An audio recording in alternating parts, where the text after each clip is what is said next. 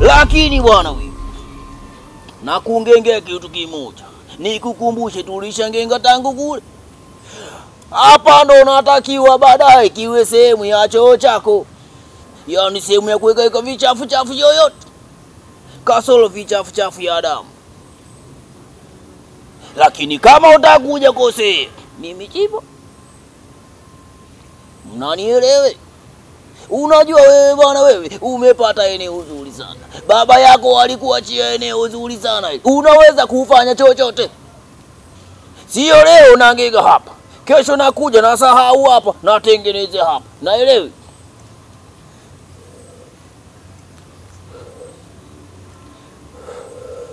Nje nje nje nje nje nje nje nje nje.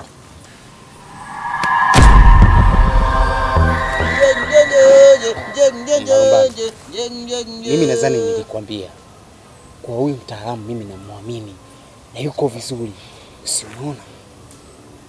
Nje nje nje nje nje nje nje nje nje nje nje nje nje nje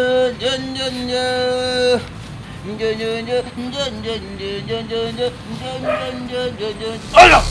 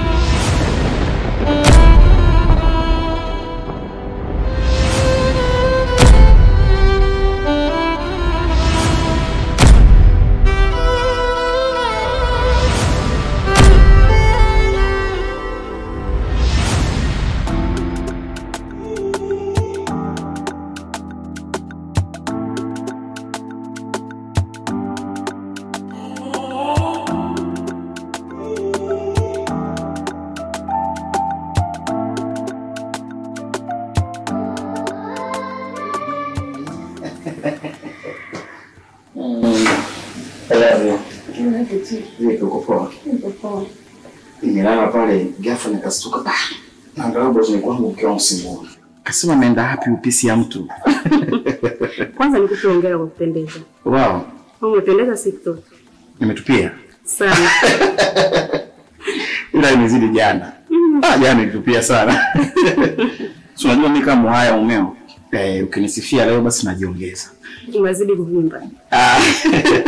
Vipi lakini nimeamka salama? Namshukuru Mungu. Okay sawa. Mimi ndo naelekea kazini sasa.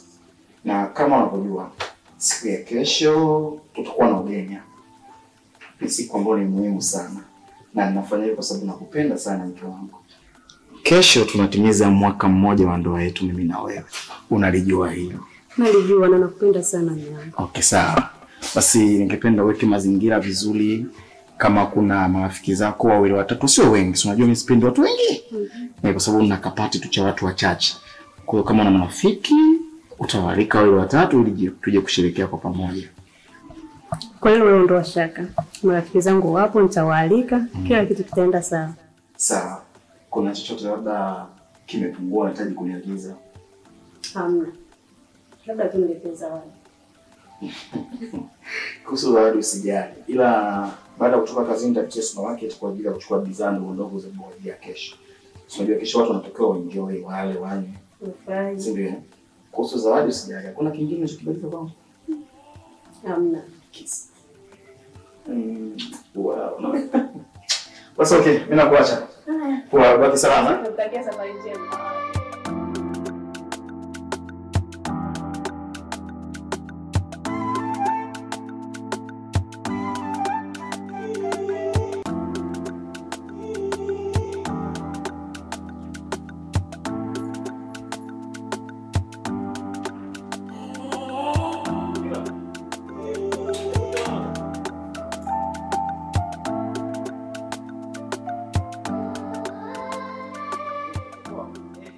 hapo. Umeamkaje?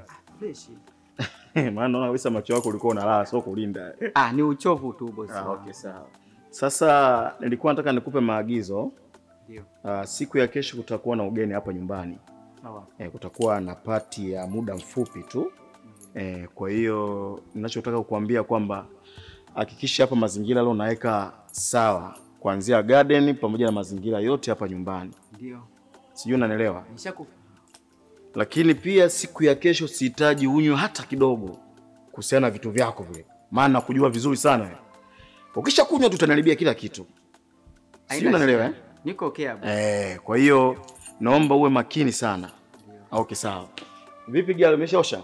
Gari iko safi. Okay, basi nifungulie geti. Sasa bosi, unaniachaje sasa? Kuhusu nini tena? Fanya mazingira. Nipate hata kizima kwanza. Unajua jumba lote linakuwa niko kimya peke yangu hapa. Hata nishtuke kidogo. Mimi leo sichelewe nitakuona baadaye. Kiuli wala sijali. Basi sawa. Kwa maana kukubali bosi wangu. Mungu akulinde. Haya.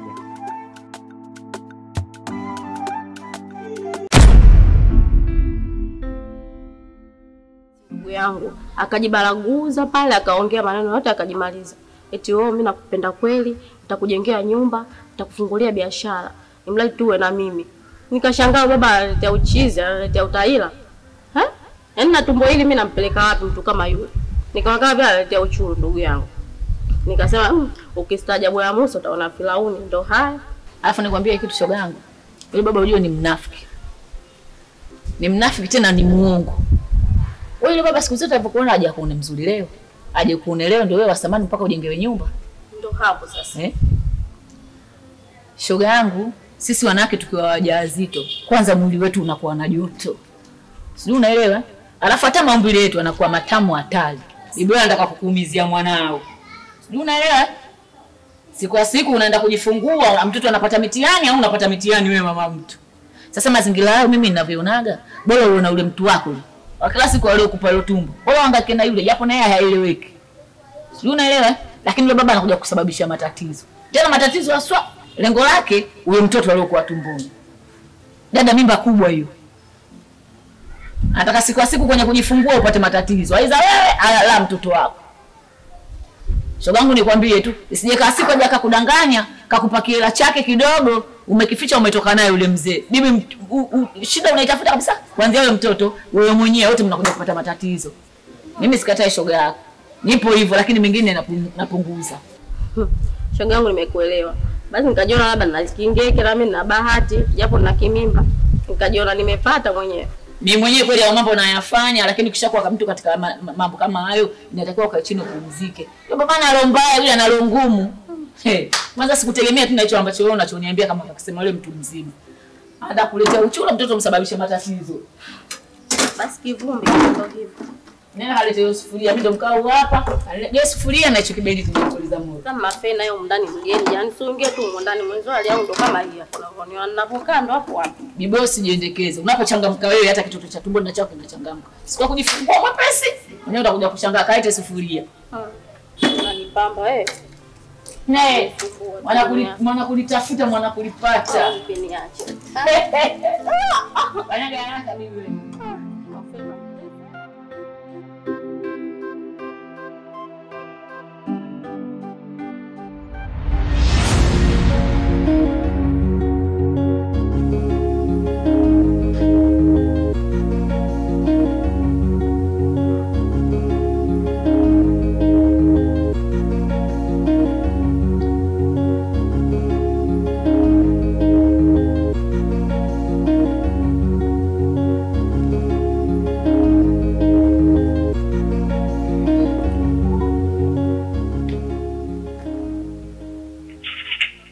Hello. Safi, niambie rafiki yangu. Maana sio kwa kunisusa huko.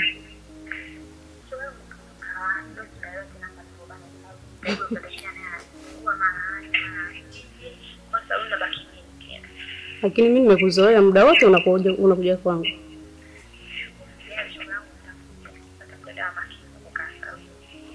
Asikiliza shoga yangu nikwambie.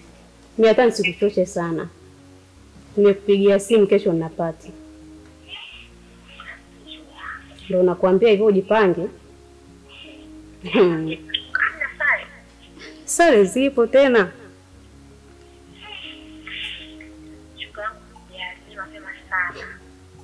Asikiza nikwambie. Najua shoga yangu wewe Uswahilini. Kesho sio nije hapa kwenye pati na kijora. Sababu umeniambia kuna sare. Wewe hapa ninachotaka uje na nguo yako nzuri kwa sababu huku sio Uswahilini. Basi sawa shoga yangu. Nichamba tena mimi nitakwambia. Sio nakuchamba, mimi nakwambia ukweli. Sio uje hapo umenipigia kijora chako kama unaenda kwenye shughuli sio ya wapi. Shoga yangu sijalie tena. Shoga nakwambia nitapaka makeup mimi utapendeza dada. Kama unajua mambo lele. Na ninapokujua shoga yangu sio poa. Yaani ndio sijapoa, yaani nyopati fanya kama unaona hapa sasa nenda kwa sasa hivi na sauni nafunga. Basi sawa, hamna shida nakutegemea usije kaniangusha. Sije shoga wangu mimi kesho mapema sana. Hata nyinyi wenyewe tunaisaa kushaikia. Kama sijalia hapo. Basi sawa, maswala ya bia tena. Si uniambia umeacha pombe wewe. Shoga yangu Wewe jishikilie.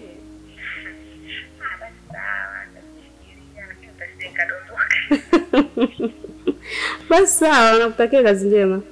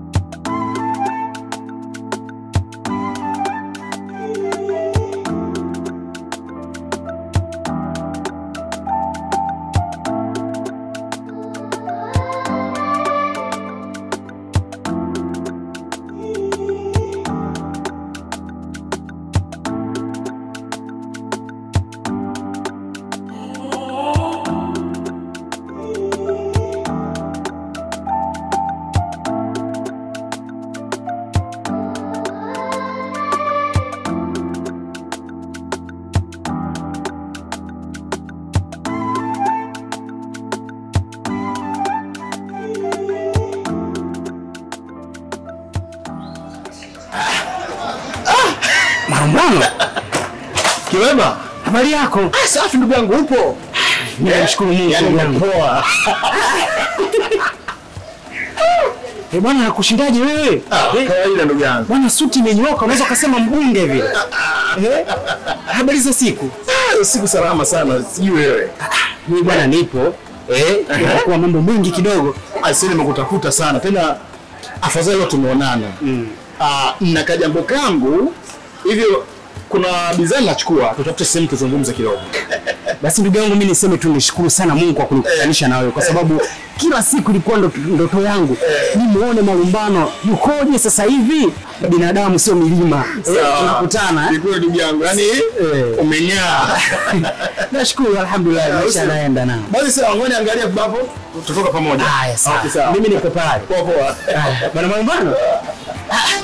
Yaani jamani huyu mtu mimi nilipomuona kwa haraka nikasema huyu Tundu Lissu. Maana sio kwa suti ile, suti imenyooka kabisa unaweza kusema kama mbunge. Sorry. Maombi yamejibika.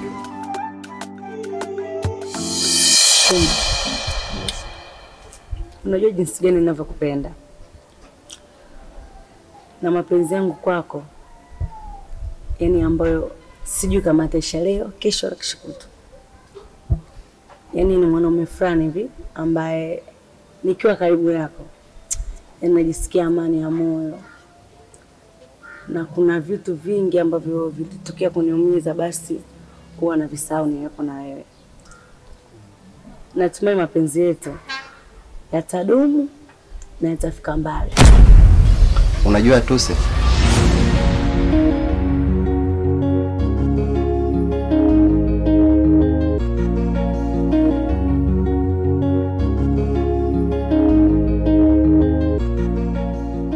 Malumbano. Bila bado nikwambie. Kadri ya uwezo wangu nilijitahidi kukujitoa ili kuweza kukusaidia upate mafanikio. Kwa hiyo hata baada ya hapo nikahisi kabisa ndugu yangu utakuwa umenisahau. Kwa sababu hata mimi mwenyewe pia nilitoka. Kwa hiyo nikaona kabisa ndugu yangu atakuwa amenisahau. Hivi naanzaje kukusahau? Na ukizingatia wewe ndio kila kitu ambaye ulisababisha mimi nikafanya katika hali kama hii. Kwa hiyo siwezi kusahau. Hivyo nilikuwa nakutafuta sana. Sasa nikaa sijui. Mimi kwanza niweze kumshukuru Mwenyezi Mungu kwa kuweza kukutana na wewe kwa mara nyingine. Kabisa. Kwa sababu sio rahisi. Na hapa ndipo ambapo ninapokubali ule msemo wa kwamba binadamu sio milima. Kabisa. Kwa maana tunakutana muda wote. Lakini pia niweze kushukuru kwa sababu nimekuona tayari upo katika mafanikio yale ambayo mimi nilikuwa nayahitaji. Na kuona kabisa umebadilika, umekuwa Malumbano mwingine kabisa. Ni kweli ndugu yangu, lakini kama unavyoona matukio yamekuwa mazuri, na sasa hivi kila kitu ninachokihitaji nakipata kwa wakati. Unajua ni rafiki yangu muda mrefu sana. Na katika hili nikasema lazima nikutafute. Hivyo nimekutafuta sana bila mafanikio yote. Hivyo kuonana na wewe leo kama bahati. Malumbano, unajua maisha lazima tu tunahangaika sehemu tofauti kabisa. Kama ambavyo mimi nilikuchukua wewe na kukupeleka kwa yule mtaalamu akaweza kukusaidia ile hitaji la moyo wako. Lakini pia naomba nikuulize jambo moja. Katika mafanikio yako umefanya yale masharti ambayo alikupatia mtaalamu kwa 100% ama la? Kwanza wewe ni mwanamke mzuri sana. Nadhani unaifahamu. Lakini pia sifa nyingine uliyokuwa nayo vile Mungu alivyokuumba. Hakuna mwanamke mwingine yoyote hapa kijijini kwetu anaweza kukufikia. Na hata saa Ni kweli. Alafu sasa leo nyumbani nimekuandalia zawadi nzuri. Ukija mimi kwa imani yangu utafurahi na roho yako. Kama kaida yako.